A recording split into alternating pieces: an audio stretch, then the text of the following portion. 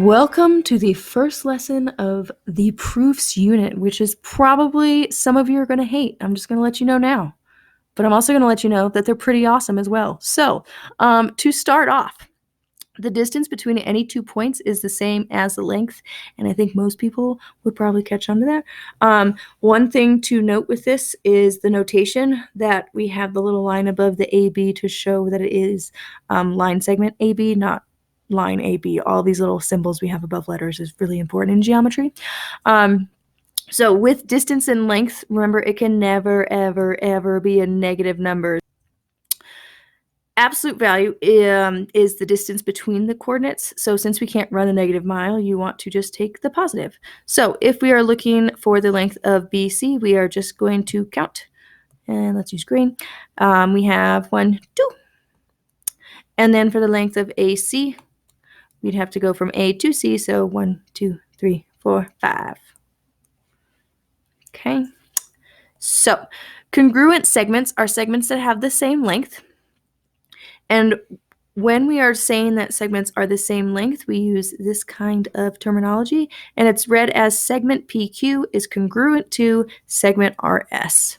And we use tick marks to show congruent segments. So if you notice in the picture, we have these cute little tick marks. That's what tells us that these are the exact same length.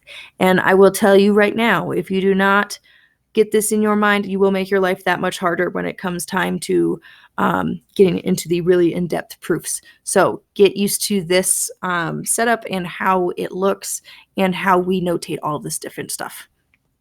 So in order to say that a point B is between 2 points A and C, all 3 points must lie on the same line, and AB plus BC is AC.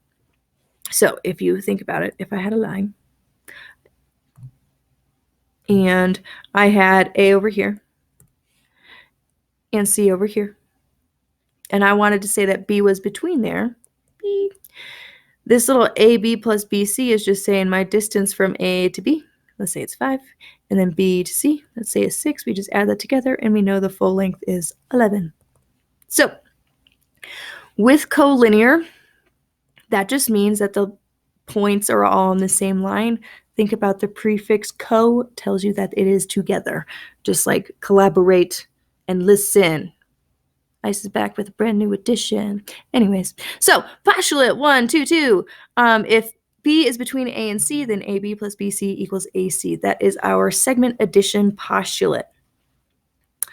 Now, we're going to give you a cheat sheet with these, but only temporarily, but you are going to need to know these names eventually, just FYI. So using the segment addition postulate, we know G is between F and H, and FG is 6, FH is 11. So we want to find GH. So in order to do that, we first draw our line so we get a nice little visual. I know G is between F and H. And then we just label. FG is 6. FH, so from here way over to here, is 11. And wouldn't you know, that just happened to be the numbers that I thought of off the top of my head, because 5 plus 6 gives you 11.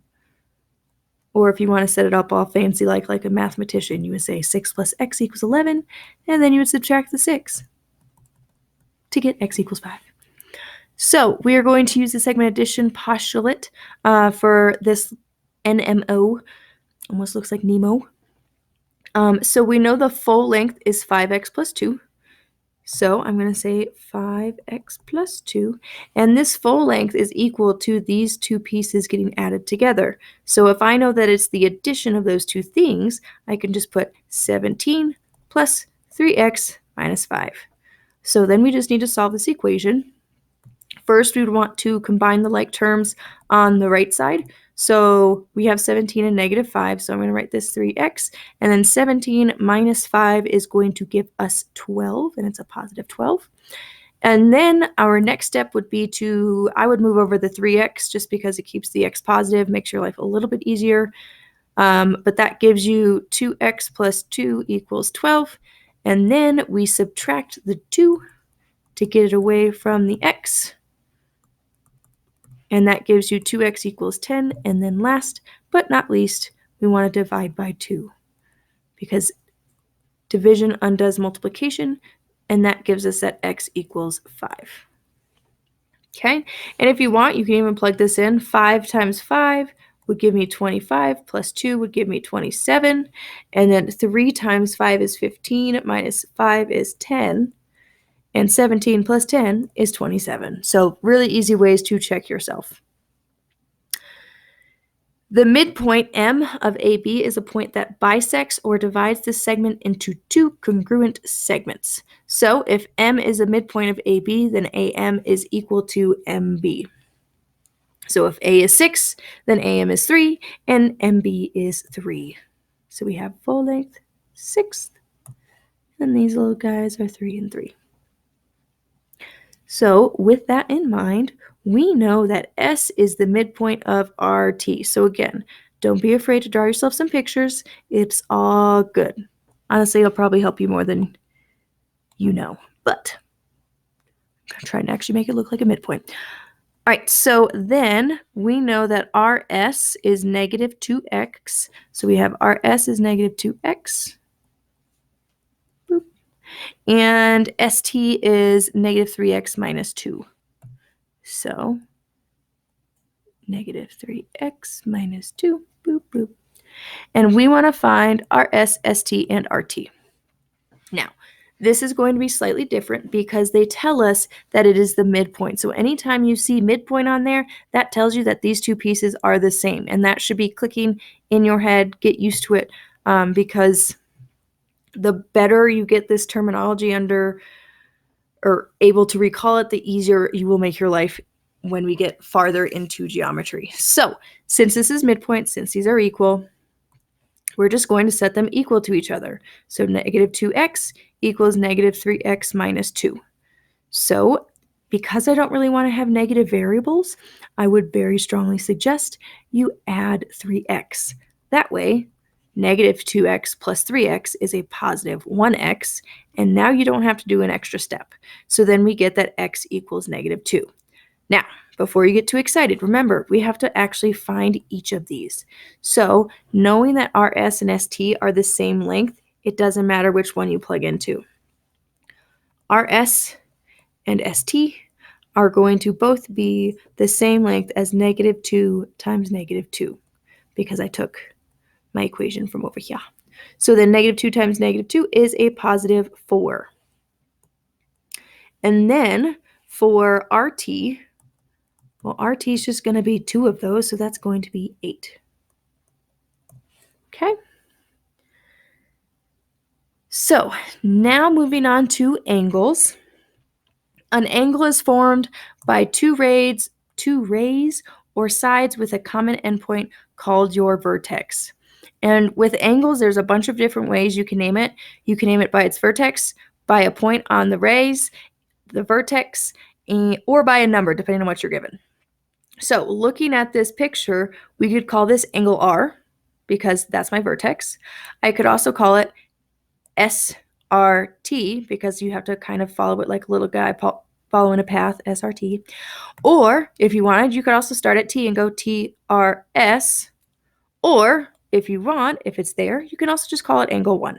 And when you call it angle 1, it should be inside of the angle itself. Now, the set of all points between the sides of the angle is the interior of an angle. So if we look back at angle SRT, interior would be right here. Ooh, what in the world has happened? My pen slipped. And then the exterior of the angle is all the points outside of the angle. So it would be out here. Ooh. Oh, goodness.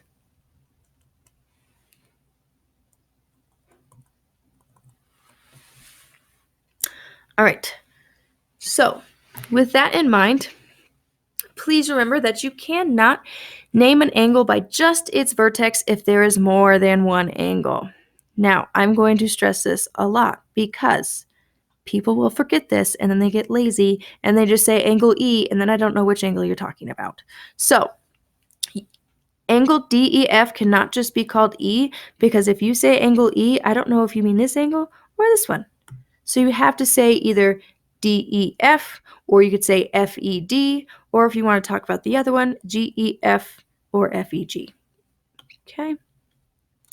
So, when we are naming angles, a surveyor recorded the angles formed by a transit at point A and 3 distant points B, C, and D. And we want to name the angles. So, starting with this one right here. Since I don't have any numbers, I can't use that. Since I have 2 angles that connect to A, I can't just say angle A. So, we would have either angle BAC, or if you wanted to go the other way, angle CAB.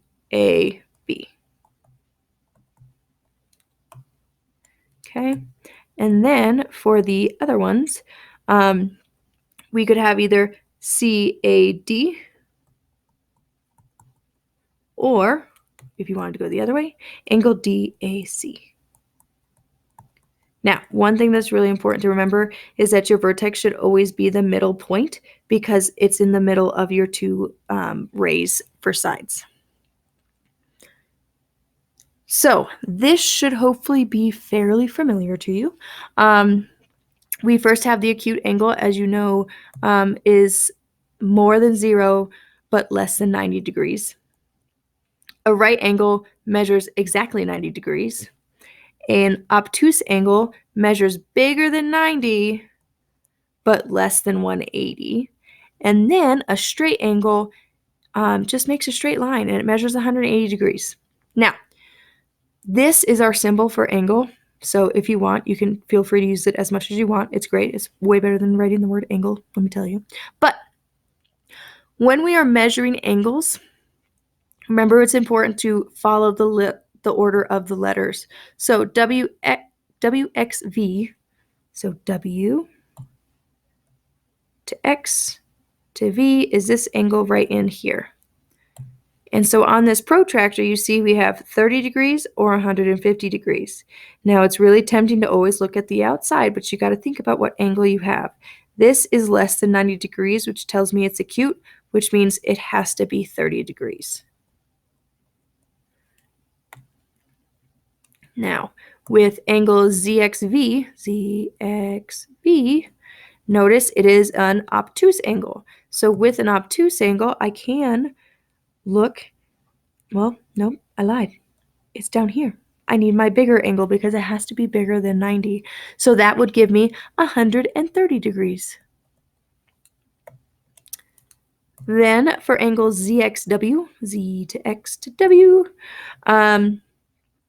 with this one, it's a little bit trickier because you're not straight on to the straight part on the protractor. So what I notice is that this protractor right here, this angle, is 30 degrees, right?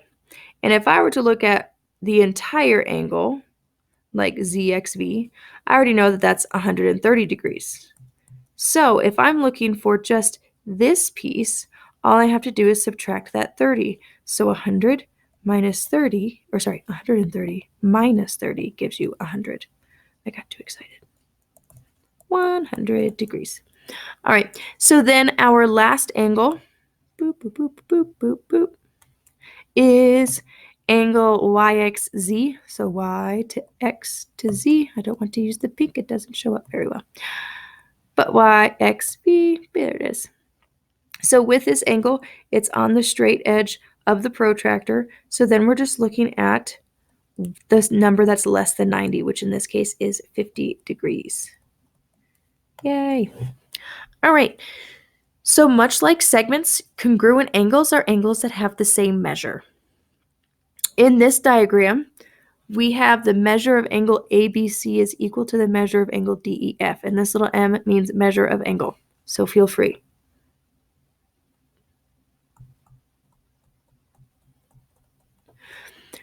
So you can write angle ABC is congruent to angle DEF. Okay, and in case you forget, that's how you'd read it.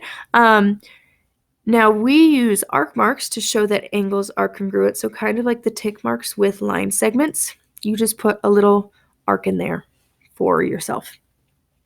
Okay.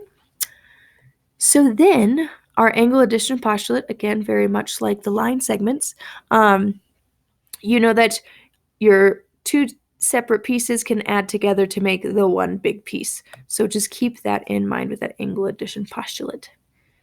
So if I know that angle DEG, so D to E to G, that one is 115 degrees. And I know that angle DEF is 40 degrees, or 48 degrees, I'm sorry. So 48 degrees. Ooh. So then if I want to find the measure of angle FEG, I'm going to need to subtract 115 minus 48. So we do 115 minus 48, and that gives us the measure of angle FEG. So 115 minus 48 gives us 67 degrees. Now, much like line segments, again, you see the similarities. We have an angle bisector, and it's a ray that divides the angle into two congruent angles, just like those line segments, cuts it into two congruent lines. But in this case, we would say JK. Again, notice that little symbol we have above there. That tells us it's ray JK, and really don't think it's too fancy. It just tells you what the line looks like. But it bisects angle LJM, thus angle LJK is congruent to angle KJM. And again, not a bad time to practice naming your angles. L to J to K is equal to K. Actually, let me change color. K to J to M. Okay? So, in order to find the measure of an angle using this angle bisector postulate, we know that KM bisects angle JKL, and the measure of angle JKM is 4x plus 6 degrees. So, J to K to M, right there, that is 4x plus 6 degrees. And then the measure of MKL, so my other small one, is 7x minus 12 degrees. So we want to find the measure of angle JKM. So much like the lines, because it tells us it bisects, we know these have to be the same measure. So that means we can have 4x plus 6 equals 7x minus 2, just setting them equal to each other. So then to finish solving this, we need to combine our like terms. So we're going to subtract 4x from both sides. That gives me 6 equals 3x minus 12. And then I would add the 12. And that gives me 18 equals 3x. And if I divide by 3, that gives me x equals 6. So then, if x equals 6, I can find the measure of JKM by just plugging it in. JKM, remember, is 4x plus 6. So if I plug that in, I'd have 4 times 6 plus 6. 4 times 6 is 24, plus 6 gives me 30 degrees. Okay? Now, that is all I have for you today, but your homework is in the book on page 17 and also on page 24. So remember, these topics are really similar. They are in two separate sections of the book, so make sure you're watching your page numbers. If this video was helpful or entertaining or anything like that, please hit the like and subscribe button so that we can continue making fun videos for you. Give it a like, give it a subscribe, and we will see you later.